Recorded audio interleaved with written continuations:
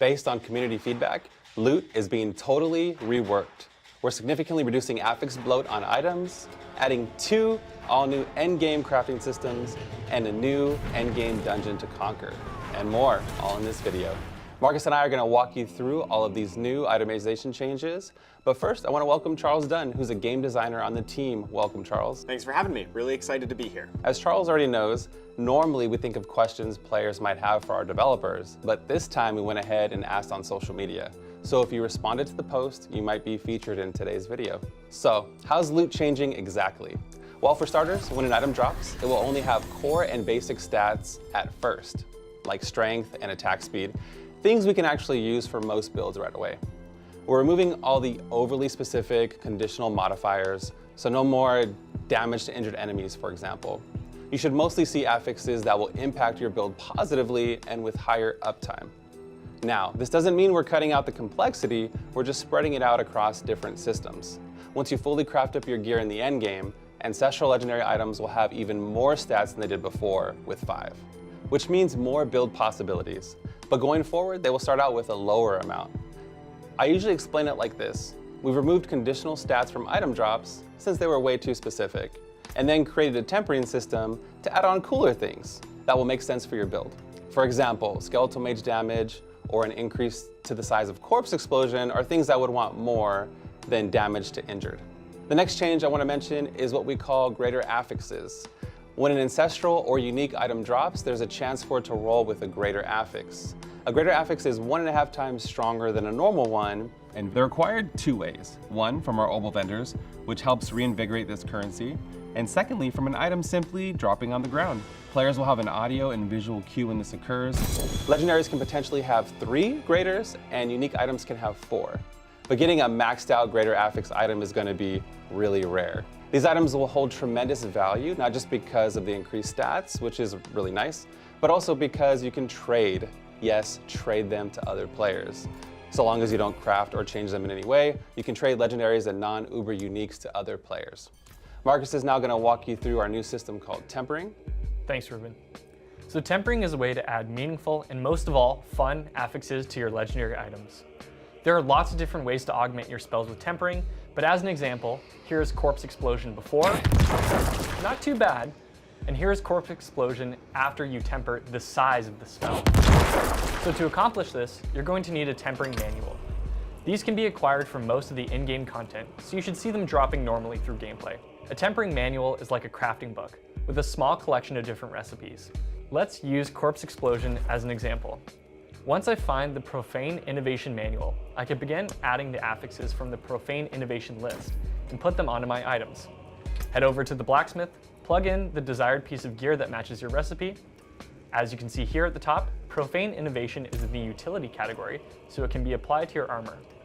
Each tempering manual affects only a small handful of spells, so getting the stat or affix you need is much easier than it used to be. The manuals you find will last until the end of the season you're in, so craft away. Eternal Realm manuals last forever.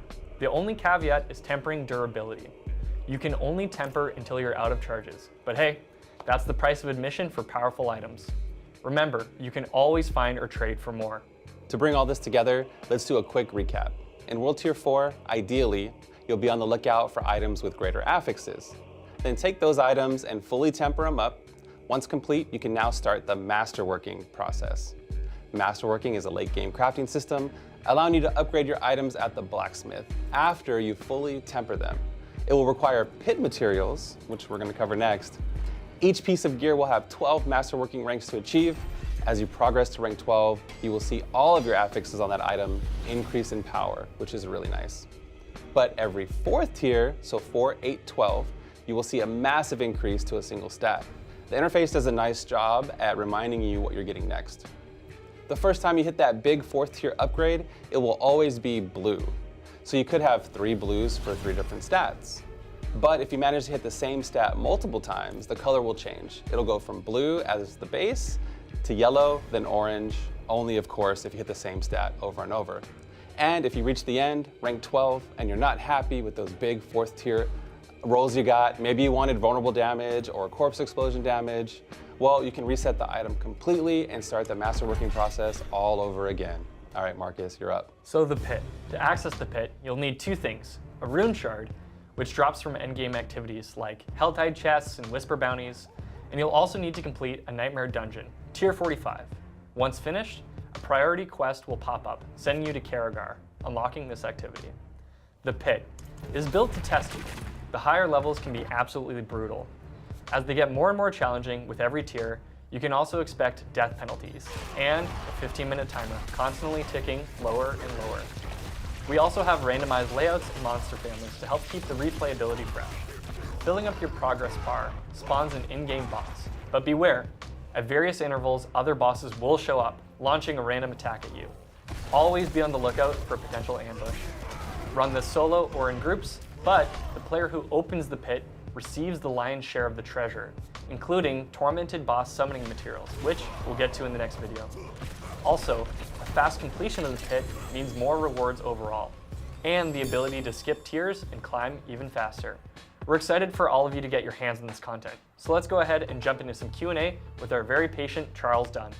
All right, Charles, remember, these questions are from social media, so I don't want to be held accountable for anything.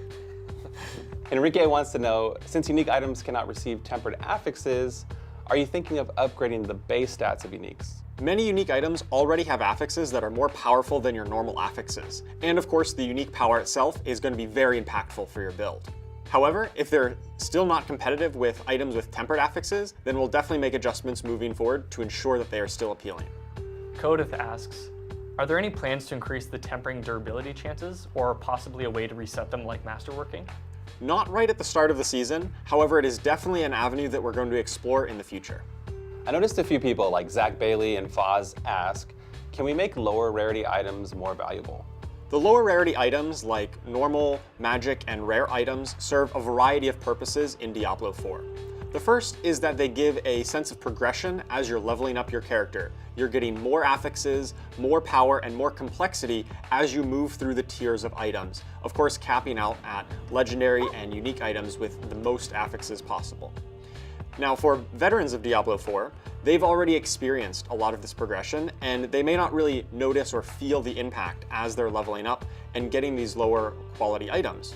However, for players who are new to Diablo IV or playing through for the first time, that type of progression is very important to making a satisfying experience. The other function that they serve is kind of to signpost which items you should be caring about at which stage of your journey. So in the early game, you're going to be trying to find magic items that are upgrades, and eventually you'll graduate to rarer items, and then, of course, legendaries and uniques in the late game. Once you really are trying to max out your build, you're going to be just looking for those greater affixes on the ancestral legendaries and unique items, and this allows you to really focus in on which items you should be caring about at which stage of the game. We've definitely heard the sentiment that some players would like the normal, magic, and rare items to be more impactful in the late game, and that's something we're considering moving forward, but we have no firm plans on that at the moment, and we think for the current state of Diablo IV, it's much better that it's very clear what types of items you should be caring about at which point in your journey. Nice. So William's asking, is a loot filter still on the table? We've heard calls for loot filter in Diablo IV for a while now, and a lot of that came from having to sort through many items with conditional affixes, and there's just a lot of item bloat to sort through. We think a lot of the changes we're making in this season will alleviate many of those concerns. However, if those concerns persist and players are still finding a need for a loot filter going forward, it's something we're willing to consider. The Brown Bull would like greater affixes to be much more visible. Since we first revealed greater affixes in the PTR, we've made a number of improvements to make them more visible, more obvious, and much more exciting when they drop. Nice. So a question for the casual players. So the pit is an endgame system, and it's really meant for the highest tier of player. If I'm a more casual Diablo IV player, should I expect to be engaging with the pit or getting anything out of it? The pit is a system that is designed for all endgame players. As soon as you reach level 100, you should be able to start getting into at least the lower levels of the pit in order to unlock the materials to begin masterworking. However, as you want to push deeper and get those more rare materials and masterwork your gear even further, it's going to be quite challenging, and you're going to need to optimize your build to take on those challenges. I just want to say, keep the feedback coming. Put your comments down below, and we'll continue to work with the community to make Diablo 4 even better. See you in Sanctuary.